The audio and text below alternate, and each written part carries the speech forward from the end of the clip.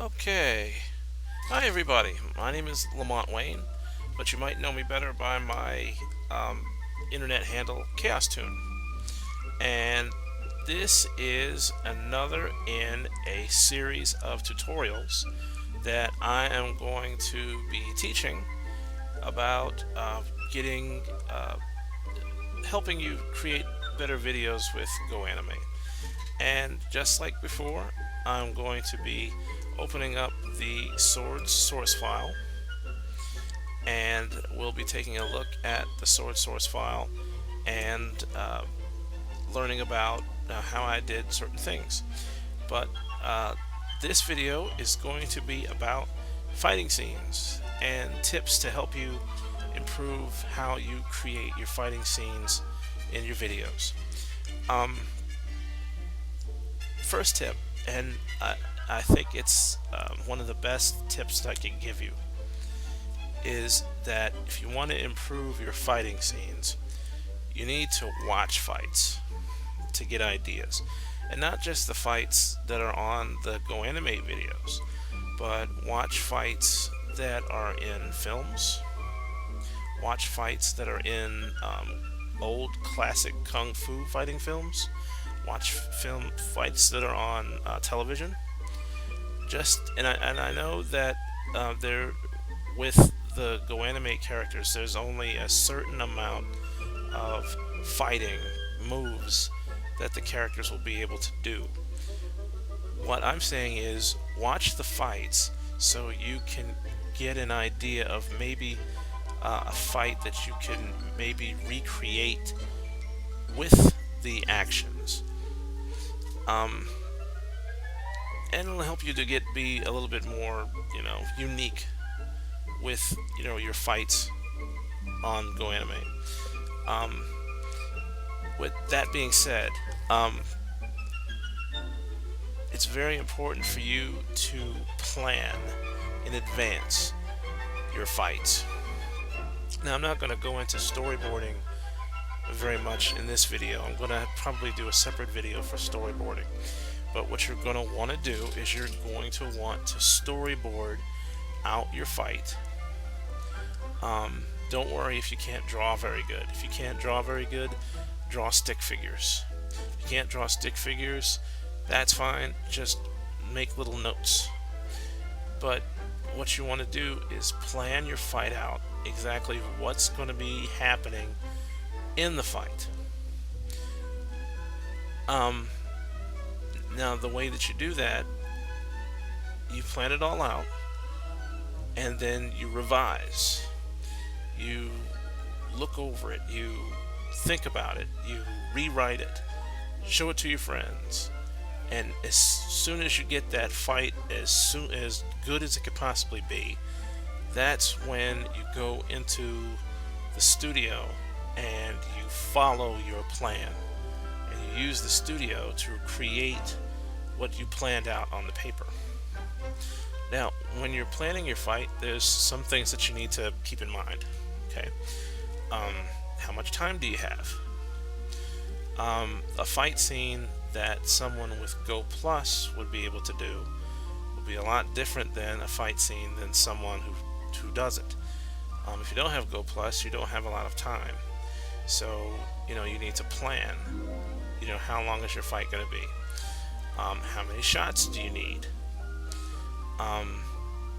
Do you have to have, all those shots, or do you, can you, with the new tools in the studio, can you put that effect or what you're after in one shot? How many characters are you going to need? Is it just 2 characters like in Swords? Or are you going to need a whole crowd scene of fighting? Who's going to win the fight? I mean, is it the good guy that's going to win? Is it going to be the bad guy? Who's going to win? And how will they win? And also, what are they going to be fighting with? Are they going to be using swords? Are they going to be using guns? Are they going to be fighting with fists? How are they going to be doing that? You need to plan all that out in advance. Okay? Now, now here's the key that will really set your fighting scene off in your animation. With your now, and I know I just said you need to do all this planning, but what's really going to set it off is if the fighting scene, it should look like it wasn't planned at all. Okay, have you ever seen a fight break out? It's very in the moment. You know, the people who are fighting, you know, their thought process, you know, they're swinging their fists, or they're using their weapons, and they're thinking in that moment. And they think from moment to moment. So as you're planning your fight scene, keep in mind that the characters are going from moment to moment, and make sure that it doesn't look like it's been planned out in advance. So I know if the more a fight scene looks planned to me, the more boring it ends up being. So, you know, plan, but try to make it look like they're going from moment to moment. Okay. And as you're going from moment to moment, you know, you should change up your camera shots. Don't just have all of your shots be close-ups. You know, back the camera up. Show, you know, the whole field of fighting that they're on. Zoom the camera in. Tilt the camera if you can. Show a pan, you know, with the characters running across the field if you can. You know, change it up, because the more dynamic your camera shots, the more interesting your fight scenes are going to be. And let me go ahead and open up, because I've got the swords file here, and I'm just going to go over a few of the shots that people are always saying, well, how did you do that? And I think the one that most people say that they, you know, how did I do that, is this one.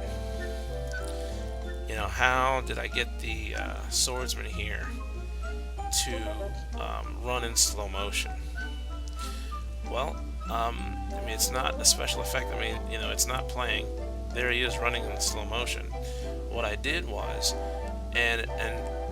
I encourage you to do this to make your animations a little bit more interesting, is to look outside of the fighting actions, because this run slow-mo is actually in Romantic Guy. And I got the Romantic Guy, and it's run slow-mo in here. Well, actually, hold on, let me see. Yeah, Romantic Guy, movement, and then run slow-mo. And if you move your camera, the background slowly, and you have him running slowly, then it gives the illusion that it's an actual slow-mo shot with him running towards the flame general, like he's getting ready to attack. Another one I was asked about is this, where it looks like the camera is tilted, but you can see that, you know, there's no, you know, camera effect, you know, this, and it's not tilted, but the characters are tilted. And that's all I did, is that I tilted the characters, and I tilted the background to give the illusion that the camera was tilted. Let's see what else.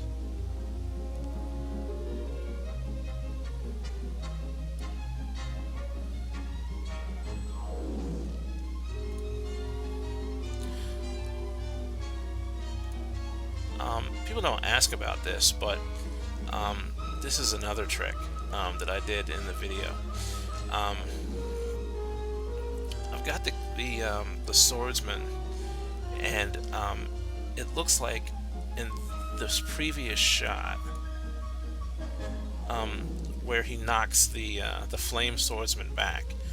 I've got him where he looks like he just shoots up in the air and he knocks the flame swordsman back, and this flame swordsman gets knocked all the way back.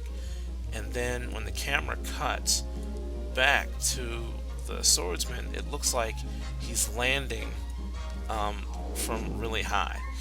But you see, with this action, there's this whole bit of the animation where he's actually leaning down and jumping up, and then he jumps down into the scene. Well, what I did was I masked him out, and can you see how he's jumping in the back there, but there's no you can't really see him here. Well, there's a mask here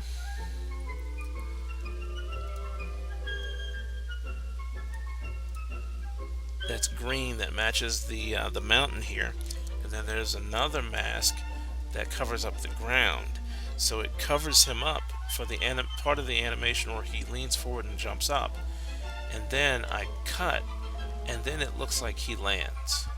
So that's just, you can use masking to help you to create a look that so it looks like he's jumping down, so it's not, he's jumping and doing jumping jacks. He's actually landing from that big jump that he did earlier.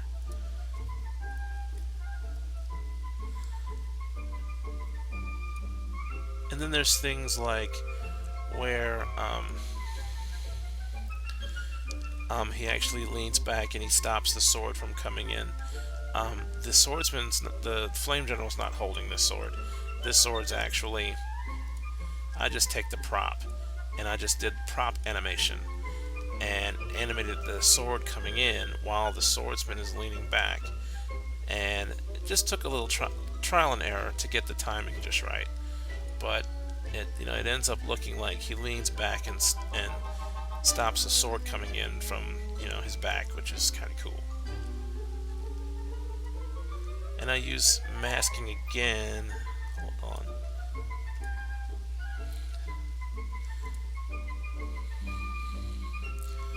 Oh, I didn't use masking here. I just kind of moved the character over here. But yeah, with your fight scenes, just give them just a little bit of pre-planning. Get creative with the studio. Don't just rely on the stock fighting.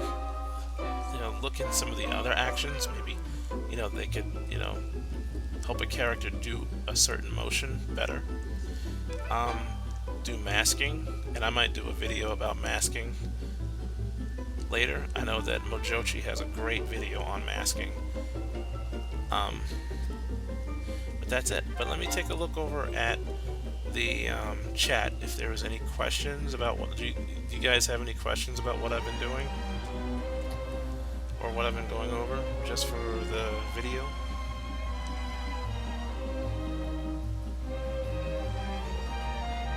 No questions.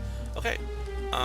Well, thanks for tuning in, and keep a lookout for more videos from me about the GoAnimate tips.